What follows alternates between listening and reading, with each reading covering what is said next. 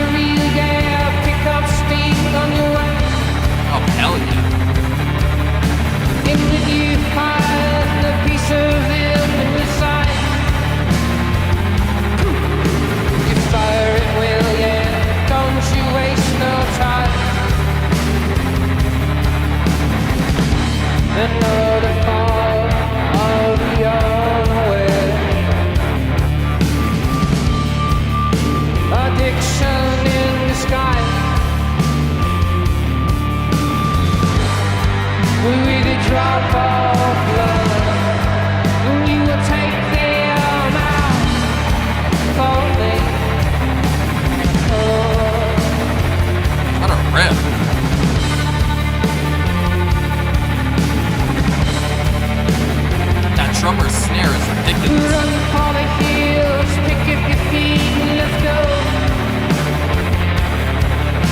Yeah, head for the hills, yeah, pick up speed on the way.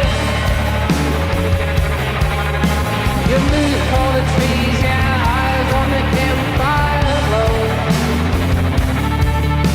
You creep on in like a white iron stove.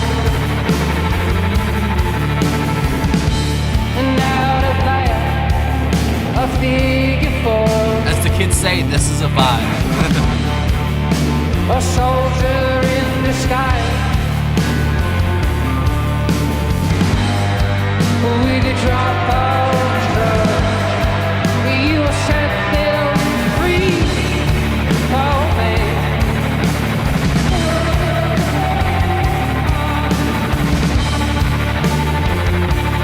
This is so psychedelic, bro. I love it.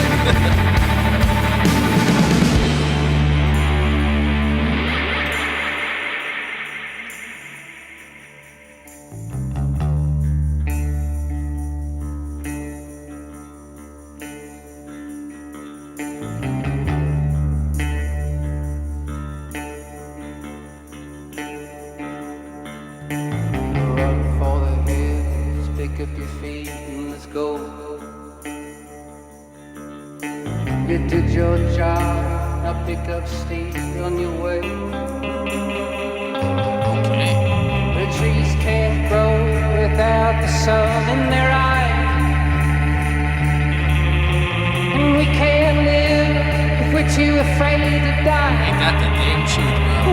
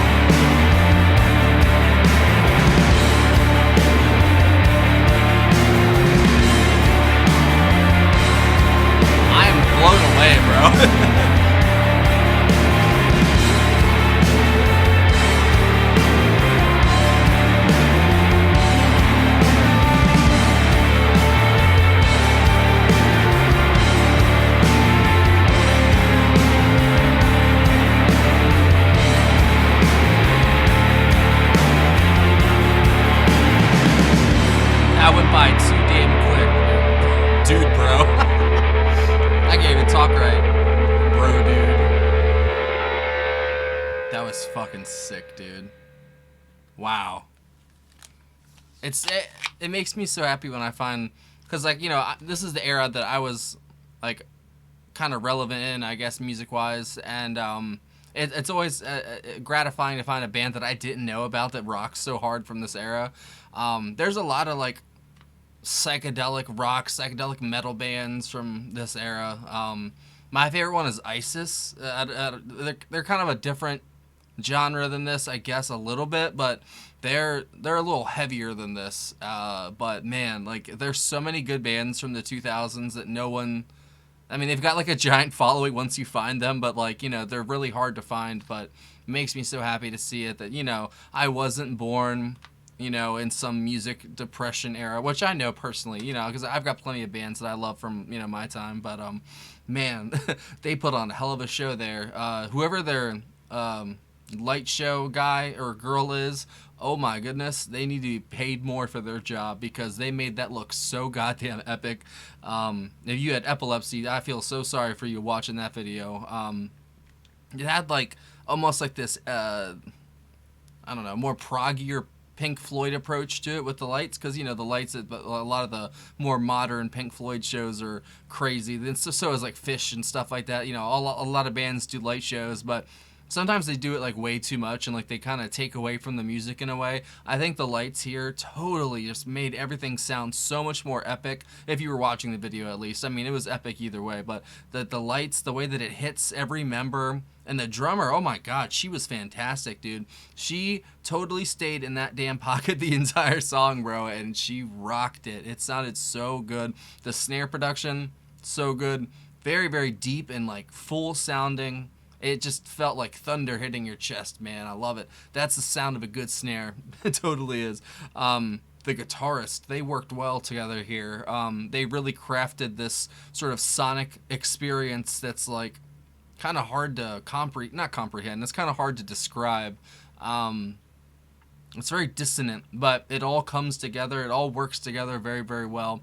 It's like a lot of disparate elements in all these different places that are coming at it from a certain angle, but it all meets in the middle, and it's just like, whoa, holy shit, dude.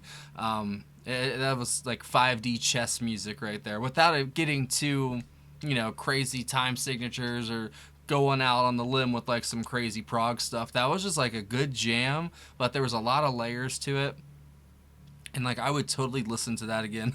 I feel like this is gonna be like another rabbit hole for me. I find bands that like I really connect with, you know, because even to the lyrics and I really like the vocals. It kind of reminded me of like Robert Plant-ish at points, you know. But I think that the lyrics themselves, like they're very cryptic, but they also made sense without like me being able to explain it, you know, in the context of the song. Like it all made sense.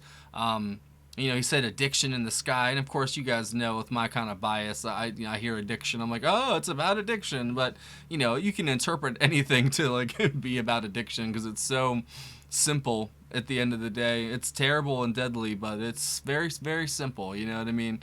Either you do it or you don't. That's just what it is, you know. And I've had 4 or 5 years sobriety. I can't even keep track now. Like I don't even really keep track of it. But like I got clean when my daughter was announced, basically, and she is 4.5, so I'm guessing I'm 4.5 years clean. There you go.